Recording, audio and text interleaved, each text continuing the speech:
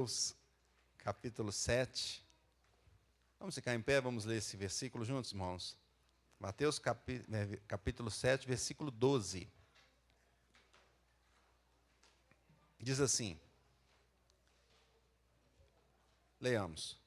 Tudo quanto, pois, quereis que os homens vos façam, assim fazei-o vós também a eles, porque esta é a lei e os profetas. Fale conosco, Deus.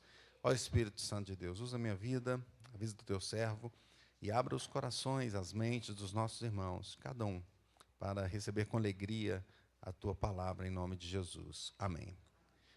Podemos sentar, meus irmãos. A lição fala sobre a regra de ouro. O ouro é um dos materiais mais preciosos na face da terra. Ele é utilizado em joias, não é? Ontem mesmo eu fui num casamento e nós tivemos lá a aliança de ouro. E é uma joia e também um compromisso que o casal assume, não é?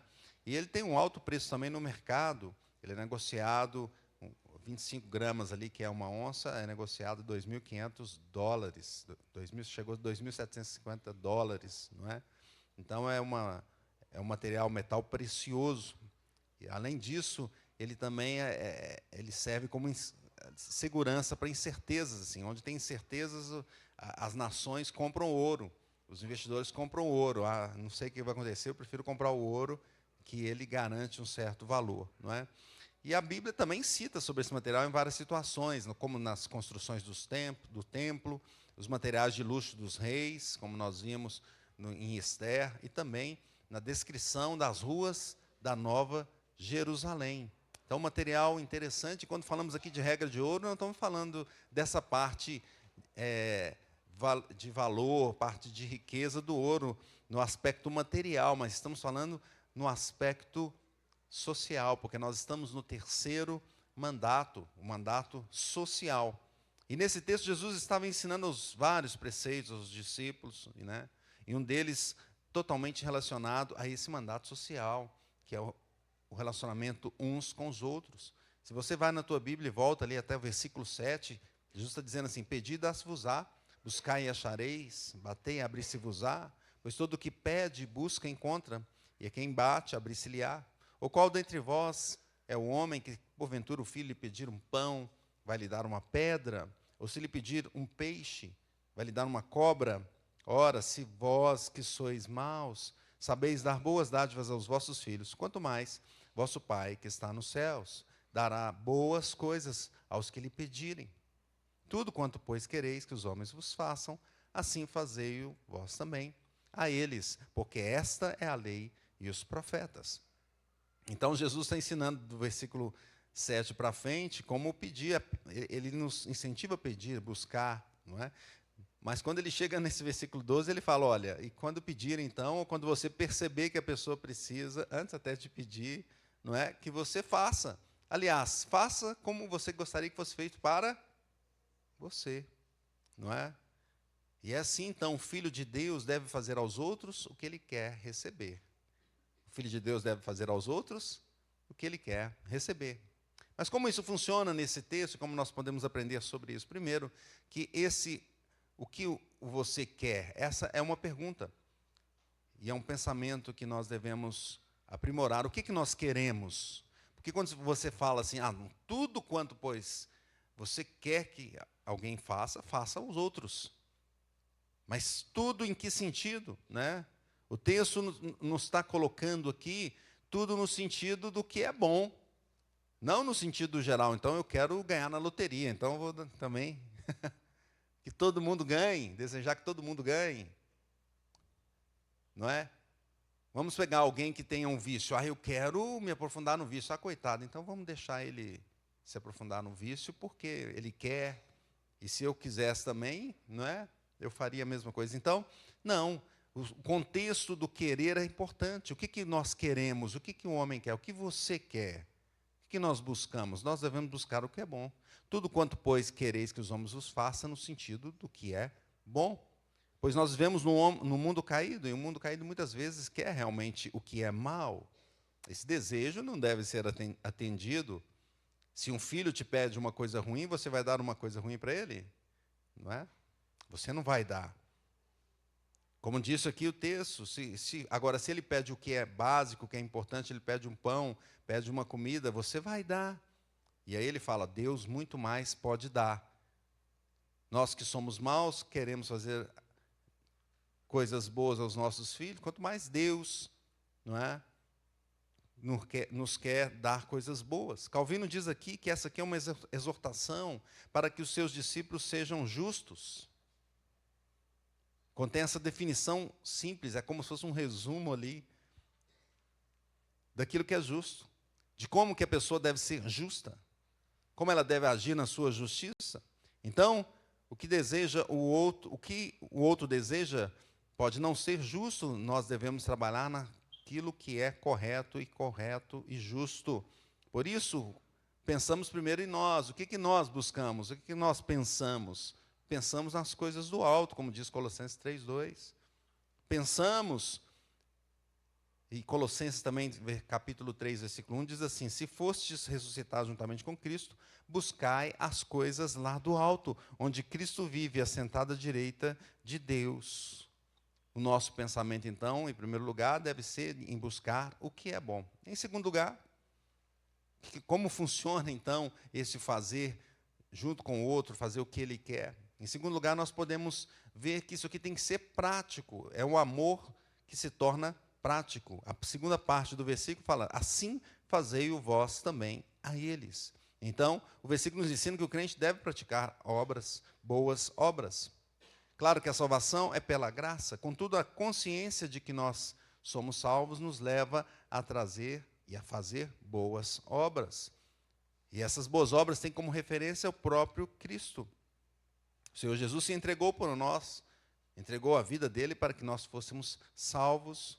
Então, o crente também deve pensar nos outros e, se possível, até se sacrificar para abençoar as pessoas, para que, principalmente, o Evangelho do Senhor seja pregado e anunciado em todos os lugares. Pois essa é a melhor obra que nós devemos ter e devemos fazer, levar o Evangelho, pois o Evangelho é que muda os corações. Calvino comenta que a única razão pela qual tantas brigas existem no mundo e porque os homens causam tantos ferimentos mútuos é que eles conscientemente e voluntariamente pisam a justiça sob os seus pés, enquanto todo homem exige rigidamente que isso aconteça. Em outras palavras, as pessoas querem a justiça para ela, mas quando é para fazer para o outro, ela pisa sobre o pé. Quer dizer, não, eu estou fazendo para o outro o que eu acho que deve ser feito, mas quando é para si mesma, ela pensa de uma forma diferente. E o Evangelho quebra isso, pois Jesus Cristo veio trazer a justiça dele e veio salvar o mundo fazendo o quê? Pisando sobre a justiça dos outros? Pelo contrário, ele se entregou. O amor dele foi prático. Deus prova o seu amor para conosco pelo fato de Cristo ter morrido por nós, sendo nós ainda pecadores. Não éramos transformados, nem santos, eram pecadores. E Jesus se entregou por nós. Então, o amor é prático. Ele está carregado também, não só com a fé, mas também com a boa obra. Em terceiro lugar, como que isso funciona? Funciona com esse relacionamento social baseado na lei de Deus. Vamos ler o finalzinho do versículo que diz assim, porque esta é a lei e os profetas. Então, em terceiro lugar, o texto diz que essa é a lei e os profetas, ou seja, é a base bíblica, é a revelação da vontade de Deus. Os 10 mandamentos, quando nós dividimos ali em duas partes, nós podemos ver 2 grandes princípios que Jesus resumiu, que Jesus sintetizou. Amar a Deus acima de tudo e amar o próximo como a si mesmo. Então, esse segundo princípio está ligado a essa regra de ouro. Pois quem ama o próximo assim, fará com o próximo, ou para o próximo, o que é o melhor, o que ele deseja para si, o que é bom, o que está na lei, o que está nos profetas.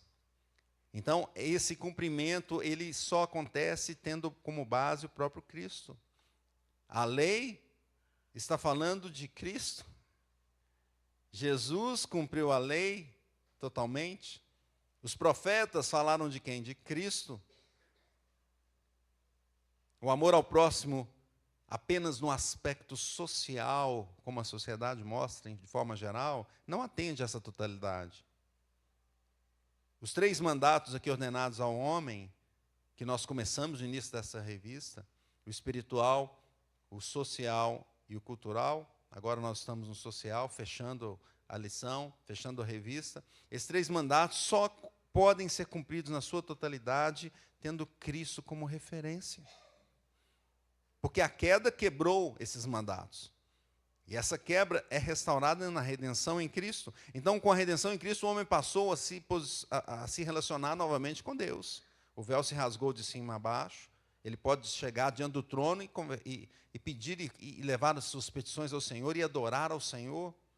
Com a obra de Jesus, a criação tem uma esperança de restauração, mesmo ainda gemendo neste período, nesse intervalo de tempo, mas haverá uma restauração final e toda a terra será transformada, toda a criação será restaurada. Com o sacrifício de Cristo, as pessoas podem viver em comunhão, podem viver sem guerras, se tiverem o mesmo pensamento, o pensamento de Cristo, que é o príncipe da paz. Concluindo então, meus irmãos, o Senhor nos deu esses 3 grandes mandatos. E essa regra de ouro no mandato social, tão importante, requer que nós estejamos buscando na palavra do Senhor, buscando na lei, buscando em Cristo. Ela também requer que a gente olhe o que é bom, busque o que é bom. E ela está nos mostrando que nós devemos ter um amor prático. Devemos amar não só de palavras, mas também nas nossas atitudes. Então, como viveremos? Em primeiro lugar, meus irmãos, viveremos amando a Deus acima de tudo. O amor a Deus é o princípio. Esse é o princípio. É lá que nós temos a fonte. A quebra desses mandatos aqui aconteceu com essa primeira quebra do amor a Deus. De questionar a vontade de Deus, de questionar a palavra de Deus, de ouvir a voz da serpente e de quebrar o mandato espiritual. Nós, transformados pelo Evangelho, pelo Espírito Santo, nós buscamos o Senhor, nós queremos essa ligação com Deus, nós queremos amar o Senhor, fazendo a vontade de Deus, a vontade do Pai, pois essa vontade é boa, perfeita, agradável. É a referência para o crente, a palavra de Deus, cuidando das coisas que Deus fez, de toda a criação, cuidando de tudo para a honra e glória do Senhor, não como egoísmo, mas para dar glórias a Deus. Esse é o princípio que rege a nossa vida. E quem busca o Senhor, ama o Senhor de todo o coração, e faz a vontade de Deus, e se dedica ao Senhor, é abençoado. Ontem no presbitério, um dos pastores disse isso, pastor mais, um dos jubilados que nós temos, ele disse, olha, dedique a sua vida ao Senhor, Deus vai te abençoar nas outras coisas, nas outras áreas. Em segundo lugar, como viveremos? Amando o próximo como a nós mesmos. Nós amamos, não é, a gente mesmo. Amamos nós mesmos muito mais. Então Jesus coloca essa situação, ame o próximo como você mesmo. Faça o que é bom, o que é justo. Pense em você, o que é justo para você? Tal coisa. Então faça assim, para com o próximo. E quando for preciso se sacrificar para ajudar, faça isso.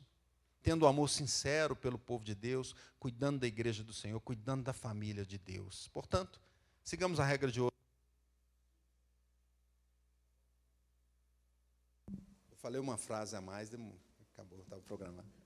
Sigamos a regra de ouro, fazendo justiça aos outros, de forma como exatamente aquela justiça que gostaríamos para nós, buscando o querer do Senhor em nossa vida e tendo as Escrituras como referência do que é bom e justo. Que Deus nos abençoe, continue nos mostrando o propósito dele para a nossa vida, que é glorificar ao Senhor eternamente.